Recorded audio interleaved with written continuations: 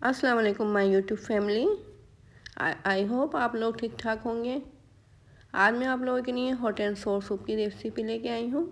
सर्दियों का मौसम है और सर्दियों में गरम गरम चीज़ें बहुत अच्छी लगती हैं और नज़ला ज़ुकाम की शिकायत भी हो रही है लोगों को, जैसे कि मुझे नज़ला हो चुका है। तो इसलिए मैं आज हॉट एंड सोर सूप बना रही हूँ ताकि नज़ले में ये सूप हमें मज़ेदार सा लगे और फ़ायदेमंद भी हो। इसके लिए मैंने ये तकरीबन 200 ग्राम चिकन ली है। एक पाव से थोड़ी सी कम है ये। इसके अंदर हड्डियाँ भी हैं और बोटी भी है।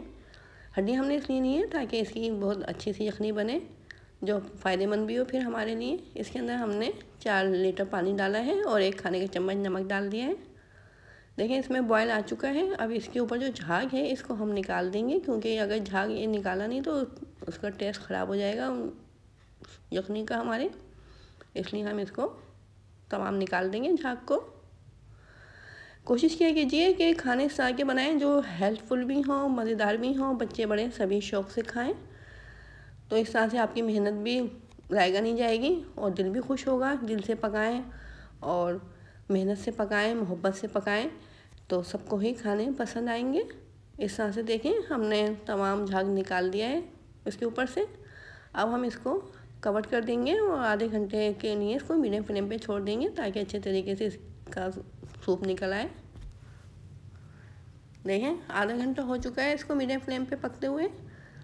तकरीबन आधा पानी इसमें रह गया है। 4 लीटर पानी हमने इसमें डाला था तो 2 लीटर पानी इसमें बचा है। और देखें ये यखनी हमने हड्डियों वाली बनाई थी तो इसके ऊपर हल्की सी चिकनाई भी नज़र आ रही है। अब हम चिकन को अलग कर लेंगे और इसके रेशे कर लेंगे।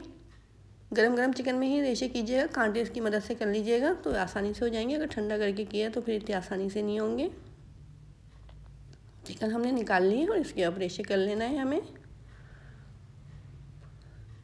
चिकन के हमने रेशे कर लिए हैं। देखिए हमने पैन में 1 खाने का चम्मच ऑयल डाल दिया था और 1 खाने का चम्मच ही चॉप किया हुआ लहसुन डाल के उसको हल्का सा फ्राई कर लिया है। अब जो चिकन के हमने रेशे कर लिए थे वो इसके अंदर हम हल्का सा फ्राई कर लेंगे चिकन को। इस तरह से जो चिकन की स्मेल होगी वो ख़त्म हो जाएगी। और बॉयल क्योंकि चिकन एक गली हुई है तो बहुत ज़्यादा देर तक हमें इसको पकाना भी नहीं है। ये 2 खाने के चम्मच भुट्टे के दाने, हमने भुट्टे को बॉयल करके उसमें से दाने निकाल लिए थे। इनको भी हम चिकन के साथ ही फ्राई कर लेंगे। तकरीबन 5 मिनट तक हम इनको मीडियम फ्लेम पर फ्राई करेंगे। जब ये फ्राई हो जाएगा तो फिर हमने जो यखनी रखी हुई है वो इसके अंदर ऐड कर देंगे। यखनी को छानने की ज़रूरत नहीं थी क्योंकि उसके अंदर कुछ था ही नहीं, सिर्फ चिकन थी जो कि हमने निकाल ली थी, तो इसलिए हमने उसको छाना नहीं है। इसको इसमें ऐड कर दिया हमने चिकन और जो बेबी कॉर्न हमने डाले हुए थे, फ्राई किए हुए थे, उसके अंदर हमने ये यखनी डाल दी है। यखनी में देखें बॉयल आ चुका है। ये हाफ़ कप ये भुट्टे के दानों को हमने ग्राइंड कर लिया था, वो इसके अंदर ऐड कर दिए। इनको अच्छे तरीके से मिक्स कर लेना है। अब इसके अंदर हम सॉसेस डालेंगे, सॉसेस से ही इसमें मज़ा आएगा। देखें ये सोया सॉस है, 3 खाने के चम्मच सोया सॉस डाल दिए इसके अंदर।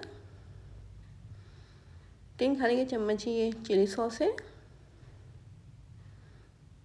और 3 खाने के चम्मच ही इसके अंदर हम सफ़ेद सिरका डालेंगे। ये तीनों सॉसेस डाल के अच्छे तरीके से इसको मिक्स कर लेंगे। थोड़ा सा हम स्पाइसी बना रहे हैं क्योंकि हॉट एंड सोर सूप है।